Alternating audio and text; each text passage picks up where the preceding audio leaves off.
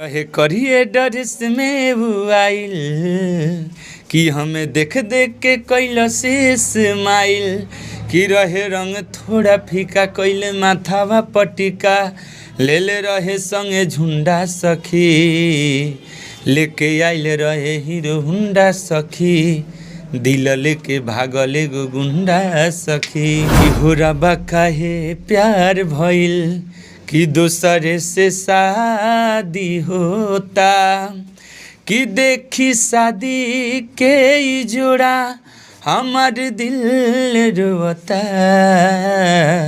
हो रबा काहे प्यार भइल कि मिले ससुरा में आवो हो यार भातार दुबारा गइल बा हकबो करे नहीं हमारा से प्यार भातार सुकटा गइल बा। नमस्कार दोस्तों, स्वागत है आप सभी को जानता जंग के एक नई वीडियो में। दोस्तों इस वक्त हम उपस्थित है रवि डिजिटल रिकॉर्डिंग स्टूडियो और मेरे साथ बात करने के लिए बैठे हैं भोजपुरी के ऐसे शख्स जो कोई पहचान का मोहताज नहीं है। जी हाँ मेरे दोस्त, मेरे साथ बात करने के लिए बैठे हैं भोजपुरी के सुप्रसिद्ध गायक अलबेला शोक। करेंगे इनसे बहुत सारे टॉपिक पे बातचीत, तो बने रहे आप लोग वीडियो के साथ। जी नमस्कार, कैसे हैं भैया? नमस्ते, प्रणाम। और जो भी मेरे भाई इस न्यूज़ के माध्यम से देख रहे हैं तो सब भाई को प्रणाम है, नमस्कार है, आदाब है। अच्छा, आप इस क्षेत्र में कितने दिनों से काम कर रहे हैं? क्षेत्र में यानी कि इस ये जो लाइन में मीडिया लाइन भोजपुरी इंडस्ट्री में कितने दिनों से काम कर रहे हैं आप? लगभग 12-13 साल हो गया होगा। कैसे कैसे स्ट्रगल करके आप यहाँ तक पहुँचे हुए हैं, इसके बारे में बताएंगे। स्ट्रगल तो बहुत मतलब क्या बताएं, बहुत कठिनाई से गुजरे हुए हैं ताकि आजकल के जो भी मेरे भाई नए आ रहे हैं उतना स्ट्रगल नहीं करेंगे जिस तरह हम लोग कर रहे किए हैं। और जो जब तक वो जब कैसेट का रील चलता था उस समय से हम गाना गा रहे हैं। अच्छा, आपका कैरियर का वो कौन सा गाना है जो आपको इस क्षेत्र का नाम और पहचान दिया? देखिए 2016 में एक मेरा गाना बहुत ही अच्छा वायरल हुआ था। जो एक गाना हम चाहेंगे उस गाने को 2 लाइन गाकर हमारे ऑडियंस को सुनाइए। एक गाना था मेरा कि हर की मिले ससुरा में आवो हो यार भातार दुबारा गइल बा हकबो करे नहीं हमारा से प्यार भातार सुकटा गइल बा। जो बहुत ही गाना वायरल, लगभग उस समय एक एल्बम में था, शायद 5-6 गाना था। और रबा काहे प्यार भइल, ये गाना बहुत उस भी गाने को 2 लाइन गाकर सुनाएंगे हमारे ऑडियंस को।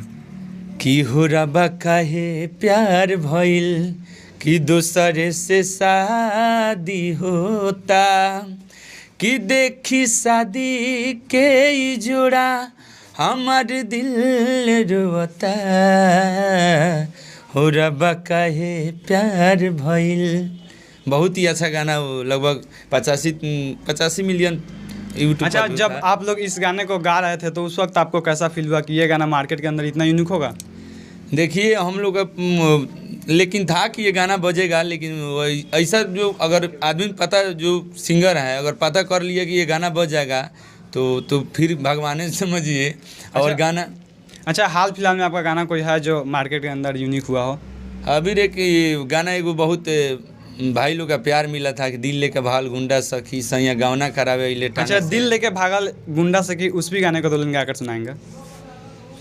कि रहे करिए डरिस में वो आइल कि हमें देख देख के कैल से स्माइल कि रहे रंग थोड़ा फीका कैले माथावा पटिका ले ले रहे संगे झुंडा सखी लेके आइल रहे हीरो हुंडा सखी दिल लेके भागले गो गुंडा सखी।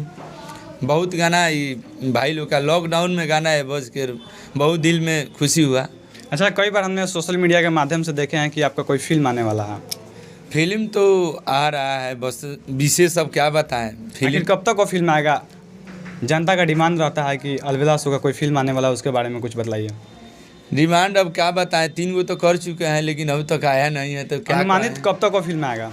लेकिन लग रहा है कि 1-2 महीना में आ जाएगा। पूरा उम्मीद है कि आ जाएगा, मेहनत जारी है।